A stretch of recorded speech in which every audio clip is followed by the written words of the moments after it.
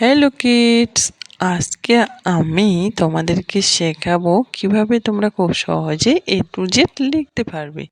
প্রথমে এই 4 লাইন্স কপির মধ্যে 3 লাইন্সের মধ্যে তোমরা ডট করে নিবে, যেমনটা আমি করে দেখাচ্ছি তোমাদেরকে। এবার এইভাবে টেনে নিলেই হয়ে গেল এ। এভাবে বি, দুই পাশে দুটো ডট দিয়ে এবার বি, এবার লিখলাম আমরা বি। এবার লিখব সি। যেন আউটসাইড না হয়ে যায় এজন্য আগে তোমরা ডট দিয়ে নিতে পারো, কেমন? এবার লিখব ডি।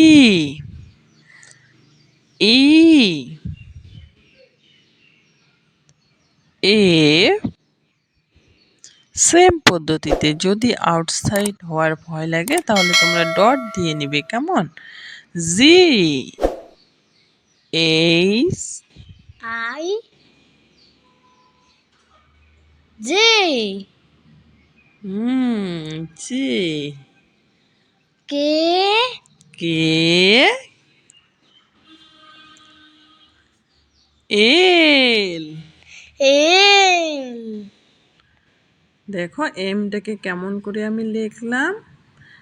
এবার N, N O, O B. P সব সময় মনে রাখবে যেন আউটসাইড না হয়ে যায়।